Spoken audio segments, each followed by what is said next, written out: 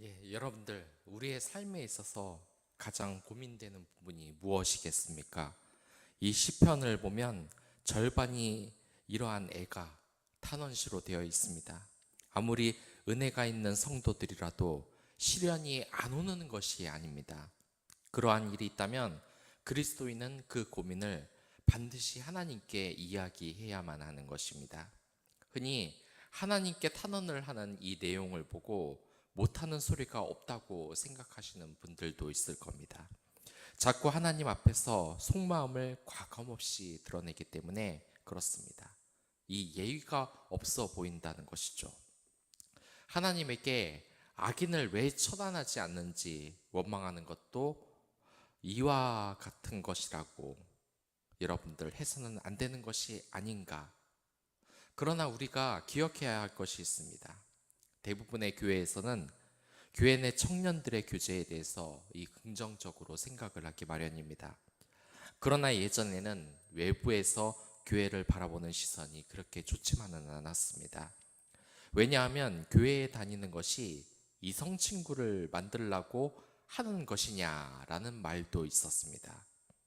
그러나 만약 교회에서 청년들의 교제와 결혼을 허락하지 않는다면 어떻게 하겠습니까? 하나님께서는 이 남녀가 한 몸이 되어 가정을 이루라고 하셨습니다. 그러나 세상의 가치관은 남녀가 서로 몸을 탐하며 음욕을 해소하라는 것밖에 이야기하고 있지 않습니다. 남녀의 교제는 죄가 아닙니다. 단 배울 때 그것을 세상에서 배우면 안 됩니다. 그것을 하나님께 배워야 하는 것입니다. 신앙에 있어서 흔히 하는 실수가 이와 같은 것입니다. 세상의 일은 세상의 것이고 하나님의 일은 하나님의 일이다. 결혼은 하나님의 일이 아니다. 직장 사업은 하나님의 일이 아니다. 오로지 주일날 교회에서 예배 드리는 것만 하나님의 일이다. 이건 정말 크게 잘못된 생각입니다. 우리 생활의 모든 부분은 하나님께 맡겨야 하는 것입니다. 이 결혼의 문제도 하나님께 숨김없이 하나님과 나누어야만 하나님이 기뻐하시는 겁니다. 우리의 슬픔도 마찬가지입니다. 이것을 가감없이 하나님께 아뢰면 하나님은 기뻐하시고 자신의 문제로 생각하시고 해결을 해주시는 것입니다. 여러분들이 만약 억울한 일이 생겼다고 해보십시오. 그러면 법정에 가서 소송을 걸 것입니다. 그렇다면 모든 내용을 재판관에게 숨김없이 이야기해야만 할 것입니다. 숨기는 것이 있으면 나중에 가서 큰 부작용이 생길 수 있습니다. 또한 소송을 가지 않고 혼자 끙끙 앓고 있다면 그 문제가 결코 해결되지 않습니다. 이 시는 기본적으로 개인 애가의 형식으로 시작이 되어 있습니다. 시인이 악인 때문에 겪는 이 시련의 정도가 심해서 이제 참을 수가 없는 것입니다. 그래서 애가시, 탄원시인데, 하지만 내용을 자세히 살펴보면 자신의 무죄를 말하는 내용이 조금 더 많이 나타납니다. 그래서 무죄 탄원시라고 하기도 합니다. 이 시편 7장은 내용이 좀 복잡해요. 많아요. 그래서 딱 집어서 내용을 요약하는 것이 힘든 시이긴 하지만 그래도 이 시에 통일성이 없는 것이 아닙니다. 이 시의 배경은 법정이에요. 법정에 지금 시인이 억울함을 호소하기 위해 온 것입니다.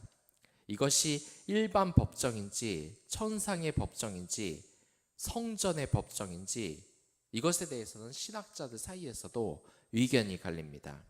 하지만 이것은 성전의 법정이라고 여겨집니다. 왜냐하면 그는 하나님께 피한다고 말을 하고 있습니다.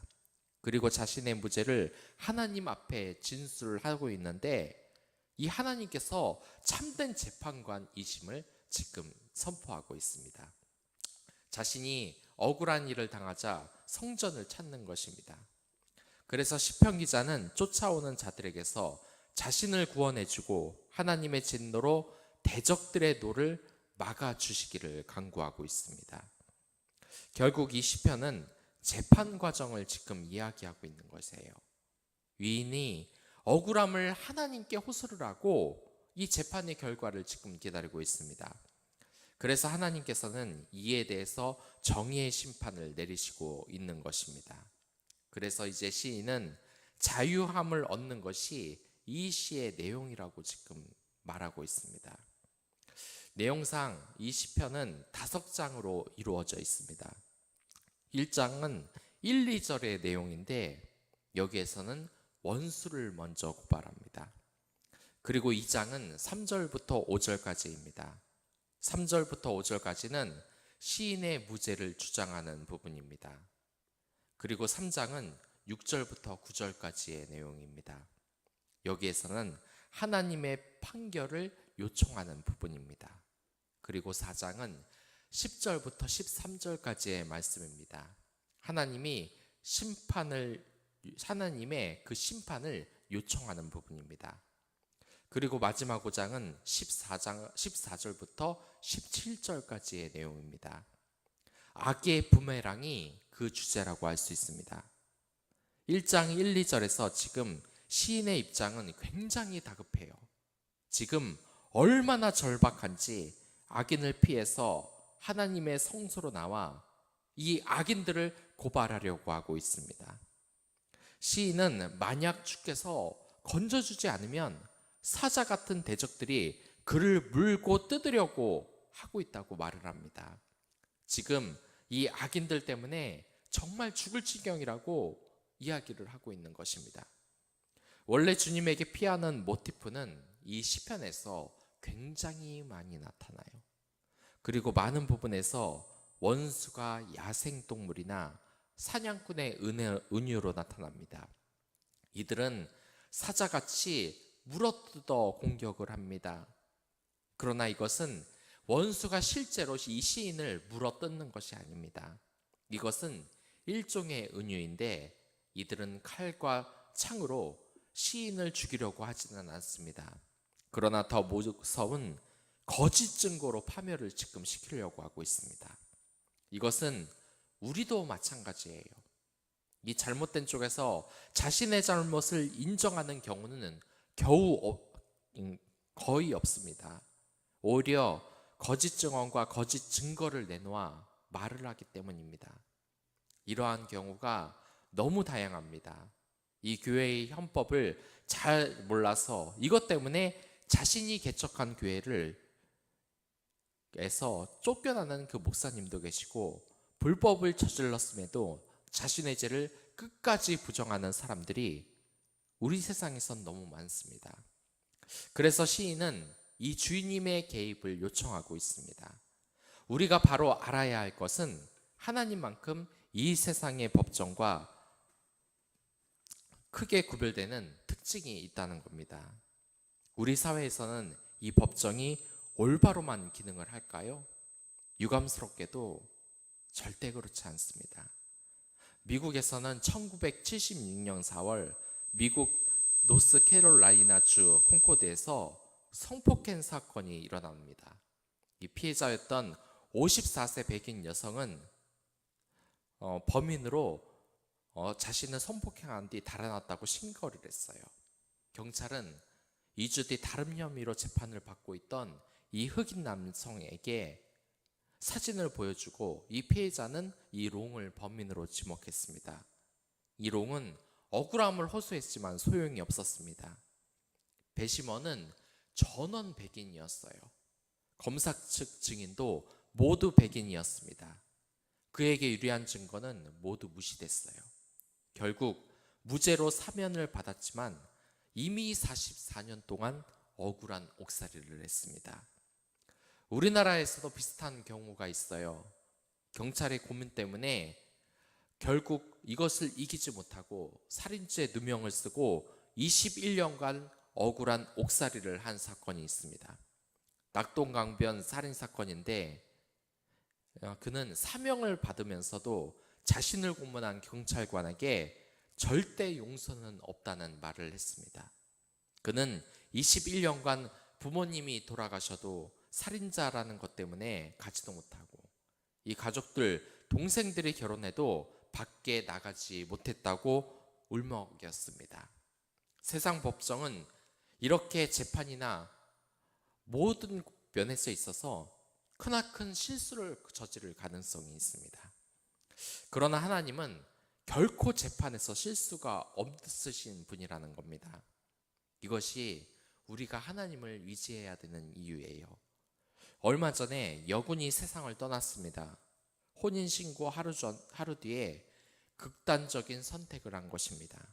그러나 군 관계자들은 자신의 안위만 생각하며 이 사건을 은폐하기만 급급했어요. 하지만 하나님은 절대로 공의를 저버리시는 분이 아닙니다. 이 다윗이 간음죄를 졌을 때도 이것을 숨기고 쉬쉬하는 것이 아니라 드러내놓고 모든 것을 깨끗이 치유할 수 있도록 벌을 확실히 내리고 용서를 해주시는 것이 바로 하나님입니다. 그리고 이제 2장으로 넘어갑니다. 2장 3절부터 5절에서도 하나님은 절박하게 부르며 자신의 무죄를 천명하고 있어요. 이게 하나님이기 때문에 진실을 속일 수 없는 분이시기 때문에 가능한 겁니다. 3절에서 이 시인은 자신의 무죄를 말하기 위해 맹세를 지금 하고 있습니다. 만약 자신이 원수의 고발대로 잘못한 일이 있으면 원수들에게 찢겨 죽여도 할 말이 없다고 합니다. 이러한 방식은 정말 억울할 때 많이 쓰이는 표현입니다. 지금 시인의 이 억울한 심정이 느껴지십니까? 이 세상 사람들이 모두 자신을 믿지 않을 때 그 억울한 심정을 지금 이야기하고 있는 것입니다. 그리고 이제 3장입니다. 이 3장 6절부터 9절까지에서 이 시인은 주인을 부르며 일어나 주시기를 구합니다. 하나님께서는 위로운 재판장으로서 판결을 내려주시기를 구하고 있습니다. 7절에서 이제 개인의 고발이 아니라 점점 시야가 넓어지면서 백성들의 집회로 나타납니다. 그리고 9절에서 여호와께서 나를 판단해 달라고 이야기합니다. 구약에서 하나님의 판단은 항상 형실적이며 법정적이며 구체적이라는 것을 우리는 기억할 필요가 있습니다. 우리가 흔히 하는 착각이 하나님께 기도를 하라고 하면 이처럼 구체적인 반응이 올 것이라고 생각을 전혀 하지 않는다는 것입니다. 기도가 대체 무슨 소용이 있겠느냐? 하지만 이 기도의 응답은 아주 구체적이며 현실적으로 오는 경우가 많습니다. 일부 잘못 생각하는 이 신비주의자들이 하는 실수가 무엇이냐면 자신들처럼 신비 체험을 해야만 하나님이 응답이라고 생각하는 경우입니다. 그래서 방언을 연습시키고 집사님들과 권사님들 정도 되면 누구나 예언을 해보라고 이야기를 합니다. 그러나 전혀 그렇지가 않습니다. 물론 정말 예언의 은사를 가진 성도들도 있습니다. 그러나 그것은 극히 일부이며 대부분의 성도나 목회자들에게는 하나님이 신비한 예언의 형식으로만 응답을 하시지는 않아요. 구체적으로 기도를 하다 보면 보혜사 성령님께서 그 사람에게 깨닫게 하는 것이 있습니다. 내가 고민하고 기도하는 그 문제를 어떻게 해결해야 하냐고 기도할 때 그것이 좋은지 나쁜지 생각을 우리에게 넣어주시는 겁니다. 만약 기도를 하는데 그 일을 추진하는데 아무런 거리낌도 없고 양심에 거리지 않는다. 그러면 그것을 추진해도 좋은 것입니다. 하지만 사업을 벌이는데 기도를 해도 그것에 대한 걸림이 있다. 그뿐만 아니라 주변의 환경과 사람들을 통해 구체적으로 하나님의 말씀이다라는 그 느낌이 오는 응답을 주실 때가 있습니다. 주변의 환경이 그 일을 하는데 수월하다든지 아니면 자꾸 방해를 받는다든지 혹은 우연히 떠오르는 성경 말씀을 통해 인도해 주시는 경우가 있습니다. 기도를 하고 판단하는 것은 오늘의 나의 일을 구체적으로 하나님께 인도를 하시기 때문입니다. 그렇기 때문에 여러분들 매일 기도로 하루를 시작해야 하는 것입니다. 그래서 새벽 기도를 매일 하는 성도분들이 어쩌다 새벽 기도를 안 하면 불안하다고 하는 이유가 바로 이것이에요. 그리고 4장 즉 10절부터 13절까지 해서 시인은 자신의 의와 원수의 악을 지금 대비를 하고 있습니다. 그리고 위로운 재판장이 되신 하나님을 붙들고 있습니다. 이제 하나님께 심판을 해달라고 이야기를 하는 것입니다. 10절 여기에서 하나님은 나의 방패가 되신다고 합니다. 이것은 원수가 지독히 거짓말의 이 창과 화살로 위인을 쏘지만 방패 되시는 이 주님은 원수의 모든 공격으로부터 이 위인을 보호해 주신다는 겁니다. 여러분들은 이 거짓말과 소문에 정말 이 가슴에 상처를 받으신 분이 있으십니까? 그러한 경험의 피해자가 된 경우가 한두 번은 모두 있을 겁니다. 특히 소문을 좋아하는 이 공동체에서 자꾸 이러한 일이 일어나서 상처를 받은 분들이 생깁니다. 그러나 하나님은 이 거짓 소문과 비방을 방패로 막아주신다고 지금 이야기를 하십니다. 아무리 비방을 해도 재판관이 올바로 판단을 하면 악인들은 더 이상 거짓을 주장할 수 없습니다. 하나님께서는 마음이 정직한 자라는 표현을 쓰십니다. 이것은 시편이 추구하는 인간상인 겁니다. 11절에서 이제 시인은 하나님이 위로우신 재판장이 되신 정말 무서운 분이라고 이야기합니다. 재판에 있어서는 공의를 실천하는 분이십니다. 아무것도 없이 대충 넘어가는 분이 아니라는 거예요. 12절에서 또한 하나님은 심판하시기 위해 칼을 가십니다. 뿐만 아니라 활을 이미 당기고 조준까지 마치셨어요. 얼마나 무서운지 이미 죽일 동굴을 준비했는데 분명히 살인 무기입니다. 원래 악인이 시인을 죽이려고 하였으나 이제 오히려 주님께서 악을 제거하기 위해 죽일 기계를 예비해 놓으신 것입니다. 그리고 마지막 5장입니다. 14절부터 17절까지 보면 이 악인은 회개를 하였을까요? 그렇지 않습니다. 악인은 계속해서 자신의 음모를 확장하고 있습니다. 하나님의 이 심판의 방식은 하나님이 실제로 이 상스왕 무기를 쓰는 것보다는 오히려 악인이 자신이 급한 함정에 스스로 빠지게 하시는 것입니다. 우리가 생각해야 할 것인 이 폭력과 거짓은 늘 긴밀하게 연결이 되어 있습니다. 이 폭력은 잘못된 것입니다. 하지만 자신이 솔직하게 폭력을 휘둘렀다고 하면 재판의 결과에서 영향을 줄 것입니다. 그래서 악인은 자신이 솔직하게 폭력을 휘둘렀다고 하면 재판의 결과에 영향을 줄 것입니다. 그래서 악인은 자신이 죄를 지어도 안 했다고 하는 것입니다. 고에게 변호사를 불러서 양심을 속이고 무죄를 받으려고 하는 것입니다. 이것이 바로 악인의 잔해인데, 즉 폭력을 잉태하여 거짓을 낳는 것입니다. 폭력을 구체적으로 거짓을 낳습니다. 시인은 이 폭력과 거짓을 잉태와 해산의 비유로 지금 말을 하고 있어요. 그러니까 인간은 자신의 이 폭력을 정당화하기 위해서 수많은 거짓말을 만들 수밖에 없는 겁니다. 그 거짓말 자체가 이님이 언어의 폭력이 되는 것입니다. 무죄한 사람에게 죄를 더 씌우는 것보다 더 큰 폭력이 어디 있겠습니까? 그리고 15절에서 시인은 또 다른 은유를 사용하여 최종적인 결말을 말해줍니다. 동물을 잡기 위해 함정을 파지만 오히려 자기가 만든 함정에 스스로 빠지게 됩니다. 16절에서는 남을 향해 이 던진 돌이 자신의 머리로 결국 돌아옵니다. 결국 악은 이런 거예요. 악인에게 돌아갈 것입니다. 그 악이 모조리 부메랑이 되어 오는 것입니다. 하나님께서는 악인의 악을 그대로 돌리는 것입니다. 그리고 17절에서는 권유형으로 찬양의 서원을 이야기합니다. 이 미래에 드릴 감사를 이야기하는 것입니다. 시인은 이 어려운 상황에서 이 고통이 너무 커서 견딜 수가 없었고 그래서 기도했습니다. 그의 머릿속에는 하나님을 대신해 악인으로 가득 찼습니다. 그리고 음모로 치를 떨었습니다. 그러나 이제 찬송으로 자신의 시를 마칩니다.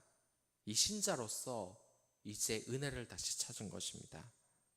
이제 하나님의 이름이 있는 이 성전으로 나아가 주께 경배하며 그의 임재와 그의 그 은혜를 체험하고 기뻐하는 것입니다.